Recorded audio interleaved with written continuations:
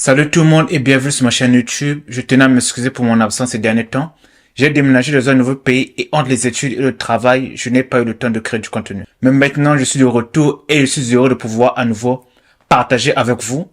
Récemment, nous avons atteint les 100 000 vues et je tenais à vous remercier pour la force. Donc sans plus tarder, let's go. Alors, cela fait 6 mois que j'utilise le Google Pixel 8a et aujourd'hui, je vais partager mon avis honnête. Ce téléphone m'a accompagné dans mon quotidien, donc nous allons voir ensemble ce que j'ai aimé et ce que j'ai moins aimé. Et si ce modèle est justifié ou encore parfait pour vos besoins. Commençons par le design. J'ai le modèle noir et je le trouve élégant, facile à tenir en main et différent des anciens Pixel. Le dos en plastique mat a un rendu premium et ne glisse pas, ce qui est un gros plus pour la sécurité du téléphone. La taille compacte du Pixel 8a est également un atout majeur. Il se glisse dans n'importe quelle poche et est parfait pour une utilisation à une main. La conception a clairement été pensée pour ceux qui apprécient l'esthétique minimaliste tout en offrant une bonne prise en main. Si vous cherchez un téléphone qui combine style et fonctionnalité, le Pixel 8a est à considérer. L'écran OLED de 6,1 pouces avec un taux de rafraîchissement de 120 Hz est l'un des points forts du Pixel 8a. Les couleurs sont vives, les contrastes sont profonds et tout est fluide, que ce soit pour naviguer sur le web ou regarder des vidéos. À l'intérieur ou dans des endroits peu lumineux, l'expérience visuelle est un vrai plaisir. Toutefois, il y a une petite réserve à faire sur la luminosité, mais on y reviendra. Si vous êtes amateur de médias visuels, cet écran ne vous décevra pas. Allons parler de l'appareil photo du Pixel 8a. Là où le Pixel 8a excelle, c'est dans la photographie, que ce soit des portraits, des paysages ou des photos en basse lumière. Le capteur principal de 64 mégapixels délivre des résultats nets et détaillés. Les fonctionnalités comme Magic Eraser ou Best Take permettent d'améliorer facilement vos clichés, donnant une touche professionnelle à vos photos. Si la photographie est votre passion, le Pixel 8a est une excellente option. Ok, parlons maintenant de la batterie. La batterie de 4,492 MHz n'est pas révolutionnaire, mais elle tient bien la route. Je peux tenir environ 4 à 5 heures d'écran allumé, ce qui suffit pour mon utilisation quotidienne qui inclut navigation, réseaux sociaux et un peu de gaming. Pour une journée complète, vous ne serez pas dessus. C'est la preuve que l'on peut avoir une bonne autonomie sans une batterie massive. Avec le processeur Tensor G3 et 8 Go de RAM, ce téléphone est également puissant. Les applications s'ouvrent rapidement et les animations sont fluides. Comme vous pouvez le voir, le jeu FIFA mobile fonctionne sans problème, ce qui montre que ce téléphone est capable de gérer des applications plus exigeantes. Pour les utilisateurs qui recherchent de la performance sans dépenser une fortune, le Pixel 8a est à regarder.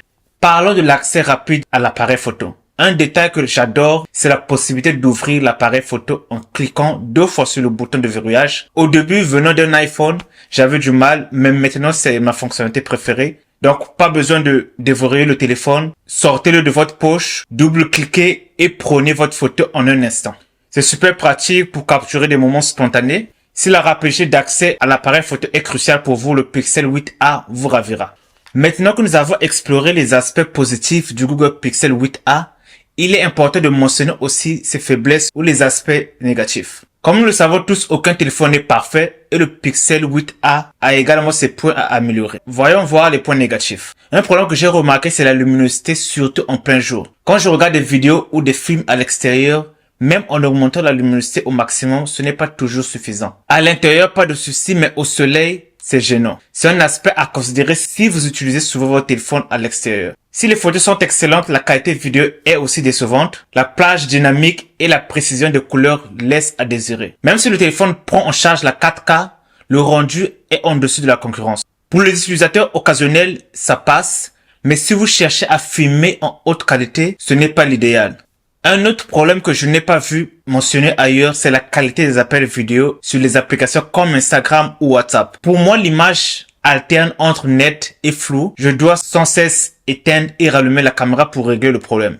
Dites-moi en commentaire si vous avez aussi ce même problème ou c'est juste mon téléphone. Un point très important, oui, bien sûr que nous allons parler du prix, qui est à 450 €, ce qui est un peu cher pour ce qu'il offre. J'ai des amis qui utilisent le OnePlus Nord ou le Samsung Galaxy A, et j'ai testé ces téléphones pour un prix inférieur. Ils proposent des fonctionnalités similaires, voire meilleures, comme des écrans plus lumineux ou une recharge plus rapide. Cela rend le Pixel 8a difficile à recommander à ce prix-là. Et selon vous, est-ce que le Pixel 8a vaut son prix? Dites-le moi en commentaire et je vais répondre à tout le monde. Un autre problème, c'est la recharge à 18 watts qui est un peu faible, surtout quand les autres modèles dans cette gamme de prix offrent 25 watts ou plus. La charge n'est pas lente au point d'être frustrant, mais cela reste en retrait par rapport au standard de 2025.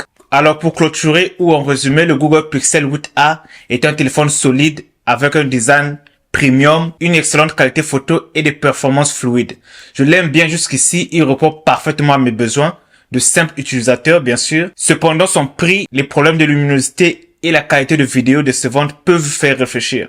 Et vous, quel Pixel avez-vous ou envisagez-vous d'acheter? Dites-le moi en commentaire. N'oubliez pas de liker cette vidéo, partager et de vous abonner pour plus de vidéos comme celle-ci. Peace. On se voit à la prochaine.